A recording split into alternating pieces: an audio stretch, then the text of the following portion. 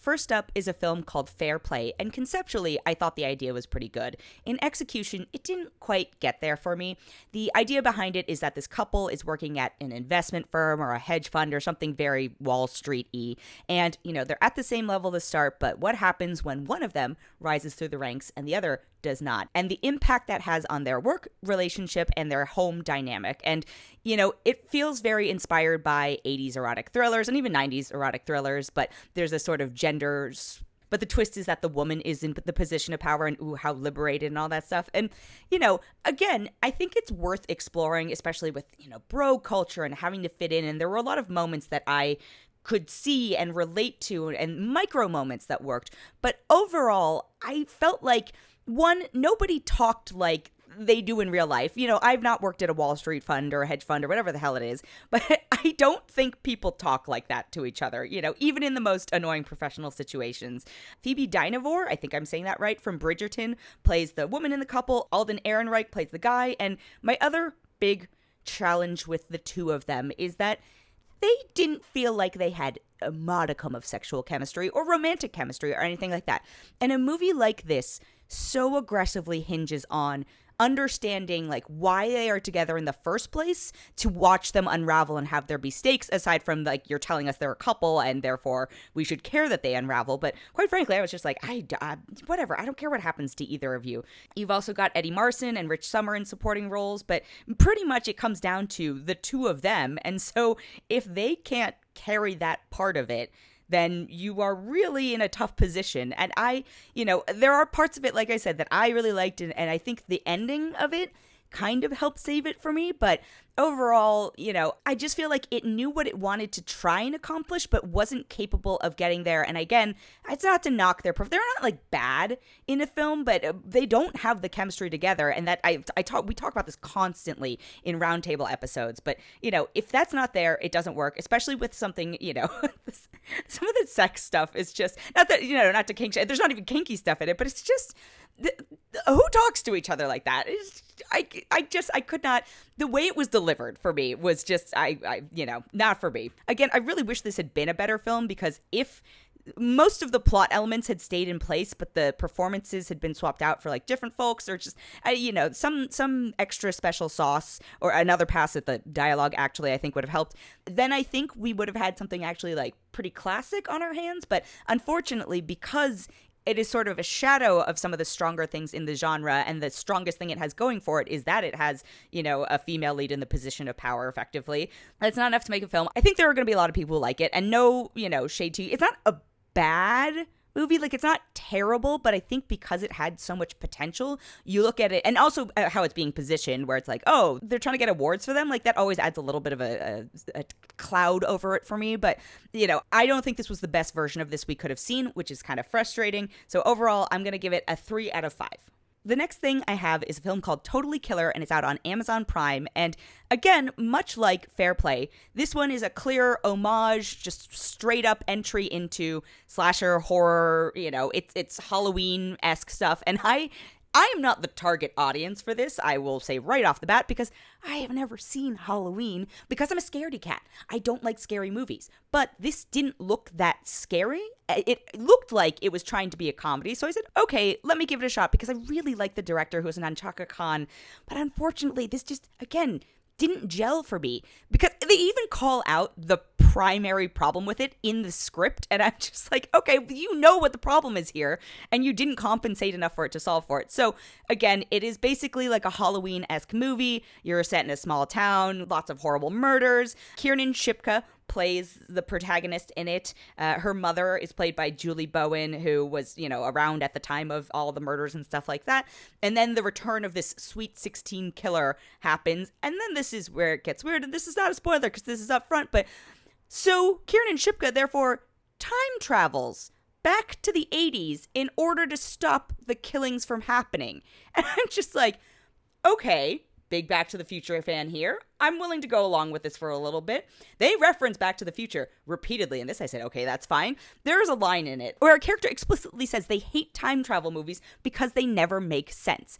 And I have the same problem. I am very, like, it's just a bee in my bonnet oftentimes about time travel movies. And I know there are plenty of them where you can just suspend your disbelief and you just go, okay, you know what? That's fine. We'll play by the rules that your universe has established. This one is all over the place in terms of that logic. And for me, I could not get past it. And that was frustrating. Also, not just that part of it as the like super nerdy, sci-fi person. This movie was not scary. Like I said, I'm someone who could not watch Halloween because I am too terrified of even like the trailers to watch it. It's not succeeding, maybe intentionally, at scary. It's not trying to be hard sci-fi. The other thing it is trying to be, though, is a comedy. I didn't really laugh at this movie. There are a lot of references that I completely understood, to certain 80s things, and they keep pointing out how problematic the 80s were, but I don't feel like they were willing to actually lean into how aggressively problematic the time was, especially for like a modern young woman going back then. It felt like a very sort of sanitized version of it, but the film has no problem with, blood, guts, gore, and violence, so it's like, if you're gonna go and try and be extreme and trying to be, effectively subversive, commit to it. Because as a byproduct of it, you have this R-rated film, which I don't care about ratings, but, if you were like a young kid or whatever, don't show them this. But, if you're going to embrace the maturity, then trust that your audience is capable of handling and seeing the irony of this character. I was going to say atrocities, but yeah, some of the 80s are atrocities. But, that this character, if a modern character experience, life in the 80s and is not used to how, like, things at least have progressed somewhat in a lot of fronts, it should be more problematic to the character, but they sort of address it and then they keep moving on. And I think just the sweeping it under the rug or just saying like, we know, constantly trying to be like wink, wink, nudge, nudge. We know there are problems with this, but there's nothing so compelling about it that you're like, I'm willing to overlook it. Like Fair Play, if they'd been like a steamy, sexy couple, you'd be like, yeah, okay, I don't care. I'm willing to overlook it because these are two beautiful people doing the nasty. This one, you'd be like, if this was funny, I'm willing to overlook it. If this was scary, I'm willing to overlook it. Any of the above, you'd be willing to overlook it. If it was brilliant time travel sci-fi, you'd be willing to overlook it. None of those things. Again, I acknowledge that there were a lot of moments where I was like, I think this is probably like a reference or a cameo or whatever it is, various moments that I missed out on because I don't have that horror knowledge base. I'm familiar with the idea of Halloween and like the vague character, but there were some moments I was like, okay, hardcore horror fans, maybe it'll scratch enough of the itch of, the core elements being there, but it doesn't go above and beyond it, and it doesn't add anything new, even though it's trying to be sort of different than other films in the genre. So kind of a bummer to watch, and really it's just a slog to get through, honestly. I'm gonna give it a 2.5 out of 5, and I feel like that might be being generous. The good news is, the next thing I have, I'm actually excited to talk about, and it has been few and far between these days for that type of film, but it's a documentary called Mr. Organ, and it's from a journalist/documentarian called David Farrier. I saw his first film, Tickled, however many years ago. It was at Sundance, and then it, word of mouth got to me, and I was like, this is so unhinged and absurd. This film, Mr. Organ, tops that film. It's very hard to describe, but basically it started out as this, sort of report article, whatever, on this guy it takes place in New Zealand, this man who was, in charge of a private parking lot, and when people would park there late at night or, past the times, he would put a clamp on their tires and then, basically extort them for a ridiculous amount of money to be able to move their cars again, right? That's annoying, very annoying on its own. Where this film goes from there, you couldn't predict it. You couldn't do it. And it's basically like a descent into madness. And I felt like this movie does an excellent job of instilling in me as an audience member what I can only assume the sort of mania the documentarian was feeling at the time, tenfold, 100-fold, whatever it may be, which makes for a very uncomfortable viewing experience. The guy, Michael Organ is his name, he's the subject. He is just one of a kind. Well, the scary thing is probably not one of a kind, but he just lives on his own plane of existence, and we are just sometimes sucked into his orbit, we being the royal we, I don't know.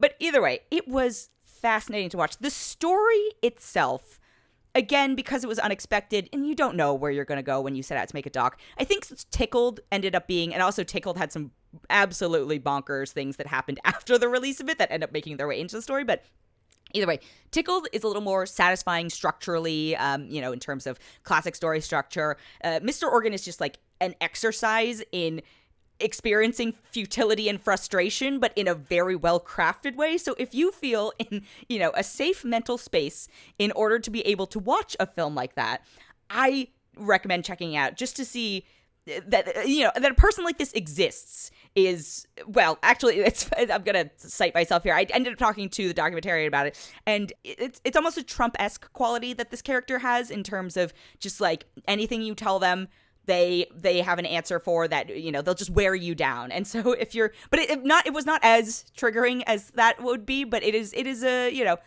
it was like 4 years rolled into one, is what I will say. So overall, I don't know if enjoyed is the right word, but respected the hell out of the movie. So I'm going to give it a 4.6 out of 5. And the last thing I have this week is the return of Loki. This is Marvel's very first second season of a show. Star Wars shows have had multiple seasons, but this is the first Marvel show to get a second season. And I've seen 2/3 of it at this point. And I will admit that I was not happy that the first Loki show was coming out. I was very done with the character. I still actually kind of stand by that. I liked seeing the variants. I liked sort of the idea of the time variance authority.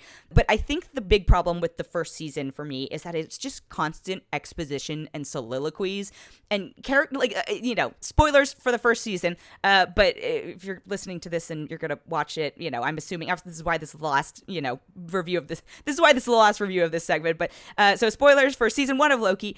This is where they introduced Kang, which at the time was very exciting because we thought it was going to be this whole big, and it is, woven into the fabric of the next phase of the MCU, for better or for worse, because Google whatever's going on with Jonathan Majors, but also just in terms of the character of Kang, I didn't expect him to be like a monologuist, and I think the problem with Loki season 1 is every episode felt like a lot of monologues, a lot of like, hey, we're going to explain time travel. And this goes back to something like Totally Killer.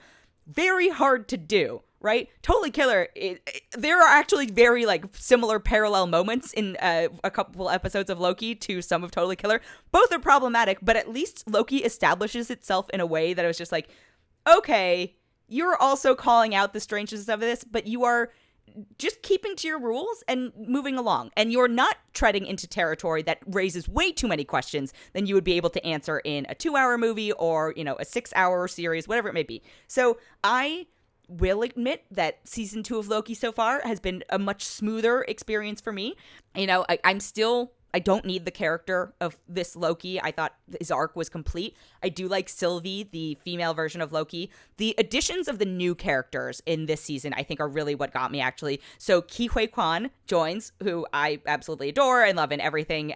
He works at the TVA, and he's this sort of repair mechanic guy, and I think he's just wonderful and brings, like, a joy to it. And he also has to deliver absolute gobbledygook, but does it pretty impressively. And then Raphael Cassel, who's an actor I also really admire, he is one of the hunters. And so, it's just about the fallout of what has happened in the last, it picks up right where season 1 left off.